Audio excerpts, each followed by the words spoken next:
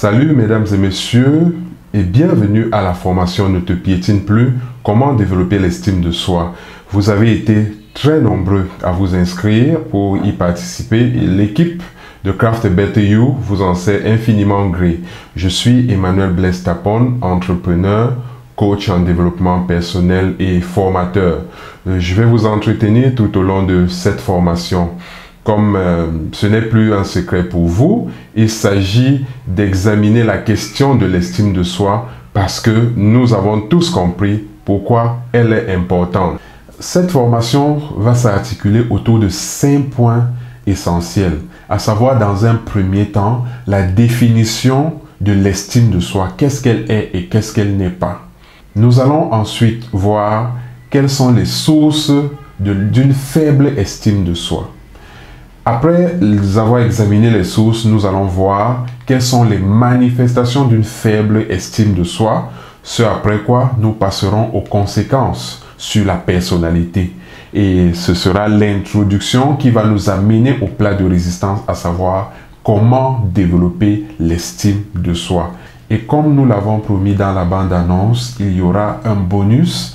Il s'agira de donner des astuces pour développer l'estime de soi chez l'enfant. Indiquez que vous pouvez poser toutes vos questions en commentaire sous la vidéo et nous allons y apporter des réponses. Commençons par voir ce qu'est l'estime de soi. D'après Maurice Rosenberg, qui est un spécialiste de l'estime de soi, il s'agit de l'attitude d'une personne envers elle-même. Et les psychologues Adler et Stewart définissent l'estime de soi comme une sorte de mesure permettant d'évaluer à quel point une personne s'accepte, s'apprécie, se valorise ou s'aime. Il s'agit donc de la perception qu'une personne a de sa propre valeur. Et il est important de signaler que l'estime de soi ne doit pas être confondue à l'orgueil, qui est une estime de soi excessive, qui amène une personne à croire qu'elle est supérieure à tout le monde, à surestimer ses capacités et à dévaloriser celles des autres. Maintenant, quelles sont les sources d'une faible estime de soi? Les sources d'une faible estime de soi sont diverses. Il peut s'agir par exemple des violences physiques ou psychologiques. Lorsqu'une personne subit le harcèlement, des intimidations, des brimades, cela peut l'affecter durablement. Nous avons également les comparaisons. Il faut admettre déjà que les comparaisons peuvent être positives si l'on s'en tient à la pensée de Saint-Exupéry qui dit que ce que les autres ont réussi, on peut toujours le réussir. Quand on regarde les autres et apprécie ce qu'ils ont et essaye de faire comme eux, là, ça peut être positif, mais ça peut également être pris dans l'autre sens parce qu'on se rend compte que ce sont les autres qui réussissent et que nous, on ne parvient pas à réussir. Ça peut être négatif et affecter l'estime de soi. Il y a également le manque de soutien. Lorsqu'une personne essaye de faire quelque chose et ne trouve pas de soutien. Un enfant, par exemple, qui essaye de faire ses devoirs de maths, son devoir de maths, et qui a peut-être des difficultés avec un exercice. S'il n'y a personne pour soutenir l'enfant, l'enfant aura toutes les difficultés du monde et cela va l'amener à penser qu'il ne peut pas s'en sortir, qu'il ne peut pas réussir cet exercice-là. Et cela peut entraîner un manque d'estime de soi. Cela peut développer chez l'enfant un manque d'estime de soi. Donc, après les sources, nous passons aux manifestations d'une faible estime de soi. Les manifestations sont de plusieurs ordres. La personne qui manque d'estime de soi s'autocritique excessivement. Elle a plus confiance aux opinions des autres qu'aux siennes. Elle attend toujours la validation des autres. Il faut savoir ce que tel en pense, ce que tel pense de tel aspect de sa vie, de telle idée qu'elle veut mettre en œuvre dans sa vie pour avoir l'impression que c'est bon, on peut avancer. La personne qui manque d'estime de soi s'excuse pour tout. Parfois, quand elle ne devrait même pas s'excuser. Et généralement, elle est très dure avec elle-même et souple avec les autres. Tout simplement parce qu'elle pense que ses idées sont inférieures aux autres. Elle pense que ce sont les autres qui peuvent et qu'elle ne peut pas. Il arrive que les personnes qui ont une faible estime de soi prennent des compliments pour des moqueries. C'est naturel, c'est simple à comprendre. Si déjà tu penses que tu ne vaux pas grand-chose et que subitement quelqu'un vient te dire « Waouh, je suis bluffé par qui tu es, par ce que tu parviens à faire », tu vas te dire « Mais cette personne se moque de moi ou quoi ?» C'est justement ce qui peut se passer quand on a une faible idée de sa propre personne. Et quand quelque chose de bien arrive à une personne qui a une faible estime de soi, elle a l'impression que c'est tout simplement la chance. Mais quand c'est quelque chose de négatif, elle trouve toujours un moyen de justifier. Elle trouve toujours une raison qui permet de valider cela, de dire oui, effectivement, je mérite ce qui est arrivé parce que je ne vaux rien. Ceci dit, nous passons aux conséquences d'une faible estime de soi sur la personnalité. Ces conséquences sont nombreuses, elles sont diverses. Lorsqu'une personne a une faible estime de soi, elle est facilement influençable, puisqu'elle n'a pas une haute idée de ses opinions, puisqu'elle ne considère pas ses opinions par rapport aux celles des autres, elle est facilement influençable. Elle peut se laisser entraîner dans des dérives. Je vais prendre des exemples, l'alcoolisme, le tabagisme, parce qu'il faut être comme les autres. Il faut s'identifier aux autres. Il ne faut pas être différent. Et une personne qui a une faible estime de soi a tendance à mettre exagérément l'accent sur ses défaillances. Elle pense que tout le monde ne voit que ses défaillances. Pourtant, c'est généralement dans sa pensée. Il n'existe rien de banal pour elle. Arriver en retard à un rendez-vous, non, c'est certainement parce que je ne vaux pas grand-chose. C'est parce qu'on ne me considère pas que j'invite des personnes à mon anniversaire, elles arrivent en retard. Et ce qu'il faut indiquer, c'est que l'entourage ressent facilement cela. Quand vous avez une faible estime de soi, l'entourage le ressent facilement et ça va entraîner, ça va influencer la considération que l'on va vous donner. De même, lorsqu'une personne a une faible estime de soi, elle est hantée par des pensées négatives. Et ces pensées négatives l'empêchent d'exploiter son potentiel. Elle a peur d'affronter la difficulté ou abandonne très facilement parce qu'elle estime qu'elle n'est pas en mesure de réussir. Et une personne qui a une faible estime de soi essaye de faire plaisir à tout le monde. C'est sa façon de se faire accepter.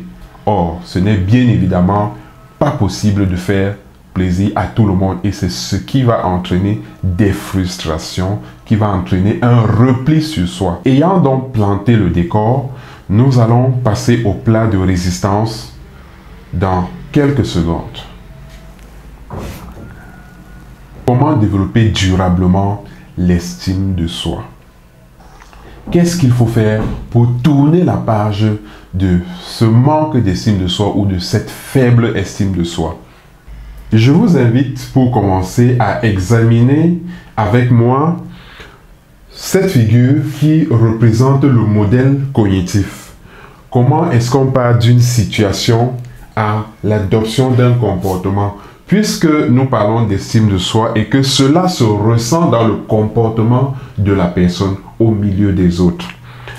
Quand une situation se produit, on interprète la situation d'une certaine façon. Imaginons que j'ai invité mon ami à ma cérémonie de sortie. Donc, je vais sortir d'une école de formation et j'invite mon ami à participer à la cérémonie. Donc, la cérémonie doit commencer à 14h. À 14h30, l'ami n'est toujours pas arrivé. La cérémonie a déjà commencé. Je commence donc à me poser des questions et j'interprète le retard de l'ami comme un manque de considération envers ma personne. Donc, alors que j'aurais pu également l'interpréter comme... j'aurais également pu comprendre que l'ami peut être coincé dans un bouchon ou alors peut avoir eu un problème avec son véhicule en chemin. La pensée que j'ai développée va produire chez moi une émotion. Je serai en colère et j'aurai donc le sentiment, eu égard à cette pensée de manque de considération que j'ai développé, j'aurai un sentiment de frustration, un sentiment d'être rejeté, de ne pas être aimé. Et cela va entraîner chez moi l'adoption d'un comportement, d'un certain comportement. Peut-être je vais me retirer, je ne serai plus ouvert aux autres. Je ne serai plus aussi dégagé avec la personne qu'avant. Donc, ça veut dire que c'est à ce niveau que tout se passe. Nous avons vu qu'il y avait au moins deux possibilités. Je pouvais penser au retard. Je pouvais penser au fait que la personne soit coincée dans un bouchon. Mais j'ai directement pensé au fait que la personne ne me considère pas. Donc, ça fait partie des manifestations que nous avons vues tantôt.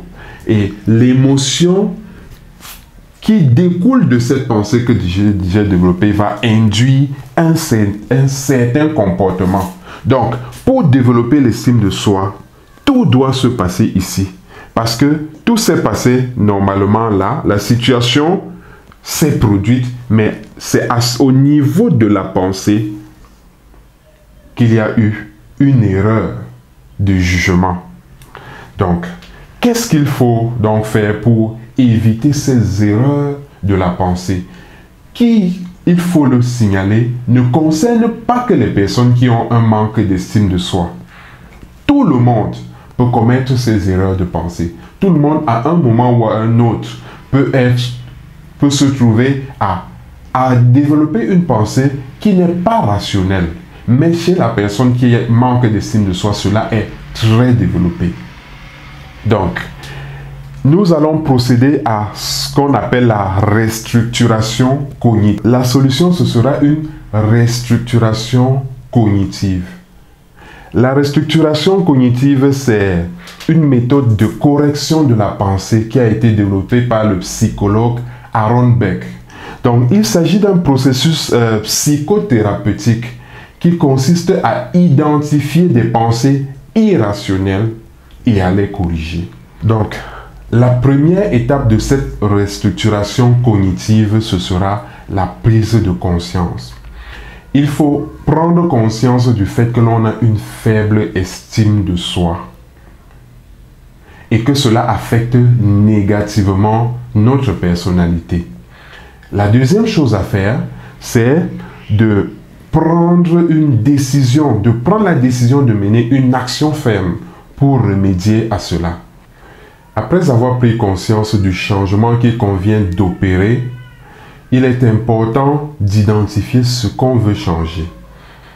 Donc, il s'agira d'identifier les erreurs de pensée irrationnelles qu'on appelle les distorsions cognitives. Parce que tout se déroule dans la pensée.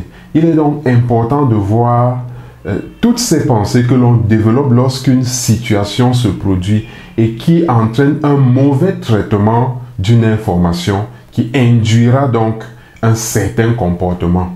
Ce que je dois préciser ici, c'est que on ne peut pas combattre un ennemi qu'on ne connaît pas.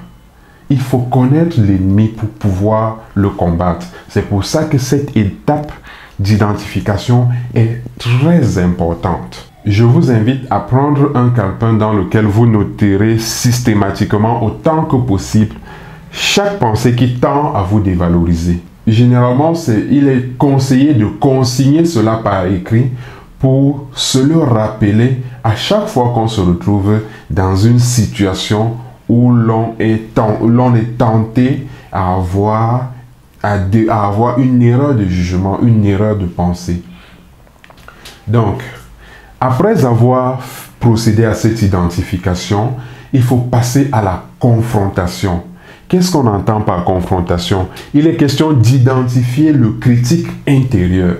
Il faut identifier cette personne intérieure-là et lui donner clairement un nom. Et lui donner un nom qui va permettre de se démarquer de lui.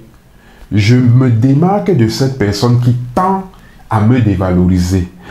On peut donner des noms comme le bourreau, monsieur destruction, monsieur perfectionnisme ou monsieur irrationnel pour montrer cette démarcation, pour que cette démarcation-là soit claire. Et en même temps, il faut identifier une autre personne qui sera contraire à cette personne-là. Et c'est cette personne que nous allons appeler le soutien intérieur. Le soutien intérieur s'oppose au critique intérieur.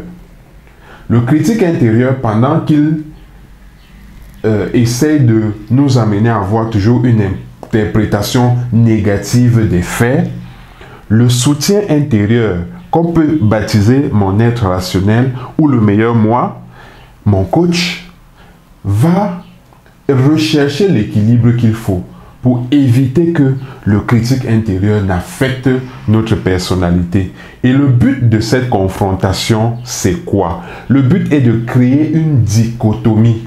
Donc, c'est de créer une dichotomie entre la voix critique, la voix critique et la voix soutien à laquelle on devra à chaque fois donner du poids. Le psychologue Eugène Sagan parle de critique pathologique pour désigner cette voix critique-là qui nous dévalorise toujours. Donc, la voix soutien va nous aider à reconnaître notre valeur au-delà des imperfections. Parce que nul n'est parfait. Le problème d'une personne qui a ce manque d'estime de soi, qui a une faible estime de soi, ce n'est pas tant l'imperfection, parce que nul n'est parfait, c'est tout simplement le fait qu'elle a tendance à voir l'imperfection dans tout, qu'elle a tendance à tout ramener vers le négatif, à mettre plus d'accent sur ce qui ne la valorise pas. Nous allons à présent examiner quelques distorsions cognitives, quelques erreurs de pensée. La première erreur sera le tout ou rien. Avec cette erreur, votre pensée n'est pas nuancée. Vous classez les choses sous deux catégories. C'est bon ou mauvais. Vous oubliez qu'il y a des catégories intermédiaires. Lorsqu'on n'a pas pu terminer un projet, qu'on n'a pas pu livrer un projet, on a certainement compris que le temps devrait être géré autrement. Voilà quelque chose qu'on a appris. Mais quand on a une faible estime de soi, on a tendance à penser que comme on n'a pas terminé, c'est qu'on ne vaut pas grand-chose. C'est qu'on n'a pas les capacités de terminer un projet. La prochaine erreur, c'est la généralisation à outrance. Avec la généralisation, il suffit d'un seul événement malheureux pour considérer que la vie est un malheur. Il y a également le rejet du positif. Avec le rejet du positif, vous arrivez à une conclusion négative, même lorsque vous n'avez pas les éléments suffisants pour vous y conduire. La prochaine erreur rejoint la précédente, les conclusions hâtives. Vous parvenez à des conclusions sans avoir pris le temps d'examiner les différents contours d'une question. L'autre erreur, c'est l'exagération et la minimisation. Tout ce qui est négatif est exagéré, tout ce qui est positif est minimisé. Les raisonnements émotifs, donc, qui ne s'appuient pas sur des données concrètes, mais qui s'appuient juste sur des préjugés, sur des biais que l'on a développés. Nous avons également comme erreur de pensée l'étiquetage. Au lieu de décrire un problème précis que vous avez rencontré, vous apposez directement une étiquette. Je suis malchanceux. je suis un bon à rien. Il est un bon à rien. Il est un bon à rien. Cet enfant est un nul, est un nulard. Bien. Après avoir identifié ces quelques erreurs de pensée, et je rappelle qu'elles sont très nombreuses, mais nous n'en avons examiné que quelques-unes ici à titre d'exemple. Et je rappelle également que ces pensées ne concernent pas que les personnes qui ont un manque d'estime de soi. Ces erreurs ne concernent pas que les personnes qui ont un manque d'estime de soi. Elles concernent tout le monde. Tous, sauf que chez les personnes qui manquent d'estime de soi, ces erreurs sont très fréquentes. Après les avoir identifiées et confrontées, il va se produire un changement d'attitude. Ce changement d'attitude est le résultat des deux étapes précédentes, à savoir l'identification et la confrontation. Et il sera perceptible dans la mesure où nos pensées, notre façon d'interpréter les situations ayant changé, étant plus rationnelle, étant plus mesurée, étant plus nuancée, les émotions qui vont être produites correspondront davantage à la réalité de la situation, ce qui va entraîner un comportement conséquent. Parvenu donc à cette étape de changement d'attitude, on peut se réjouir, on peut sourire et penser maintenant à aider l'enfant à développer l'estime de soi. Parce que des études ont montré que le manque d'estime de soi tire bien souvent ses origines dans l'enfance. Donc, nous allons donc voir quelques astuces pour développer l'estime de soi chez l'enfant. La première astuce, c'est le renforcement positif. Il faut renforcer positivement l'enfant en encourageant le moindre de ses efforts et ses plus petites victoires. Quand l'enfant s'est levé et a dressé son lit, il faut le féliciter, il faut l'encourager et il le fera davantage. Quand l'enfant est venu assister sa maman à la cuisine, la maman peut dire vraiment, mon bout de chose, ça m'a fait chaud au cœur que tu viennes m'aider à laver la vaisselle, que tu viennes m'aider à préparer le repas de la famille. C'est ça que nous entendons par renforcement. C'est cela le renforcement positif. Il y a également le fait de dissocier le comportement de l'enfant de son identité. Ce n'est pas parce que l'enfant n'a pas eu la bonne note en mathématiques que vous allez dire tu es nul en mathématiques. Tu es nul en mathématiques, ça crée chez l'enfant une identité. L'enfant va grandir avec cette identité d'être nul en mathématiques. Pourtant, il aurait été très simple de lui dire tu devrais faire attention avec tel aspect. Tu devrais faire attention à l'algèbre. Tu devrais faire plus d'exercices. Aider l'enfant à surmonter la difficulté plutôt que de généraliser et lui coller une identité qui va le poursuivre, qui va le suivre toute sa vie. Il faut également soutenir l'enfant quand il ne parvient pas à mener à bien une tâche. Tout le monde peut se retrouver dans cette situation. On ne réussit pas tout ce qu'on essaye, mais on a besoin d'être soutenu. On a besoin d'avoir le sentiment que quelqu'un peut nous aider à atteindre notre but. Donc, il faut véritablement développer ce sentiment chez l'enfant. Il faut le soutenir dans ses devoirs. Quand il essaye de mener une activité sans succès, il faut l'amener progressivement à comprendre ce qu'il y a à faire pour pouvoir s'amender. Il faut également éviter de comparer l'enfant à d'autres enfants qu'on lui présente comme étant des modèles. L'enfant va passer son temps à se battre pour être comme tel, ou alors à croire qu'il n'y a que tel qui peut.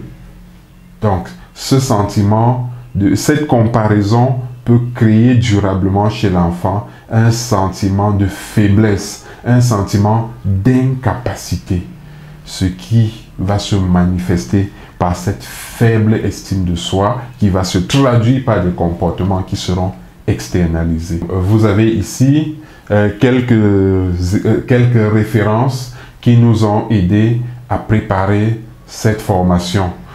Je suis très heureux de vous avoir accompagné tout au long de cette formation et j'espère qu'elle vous est vraiment utile et que à partir de là, vous pourrez aider vos enfants, vous pourrez aider votre entourage à développer l'estime de soi. Toute l'équipe de Craft a Better You qui m'a aidé à la préparer vous dit grandement merci pour votre participation, pour l'intérêt que vous avez manifesté et nous espérons avoir répondu à vos attentes. Je rappelle également que vous pouvez continuer à nous poser vos questions en commentaire et nous y apporterons des réponses.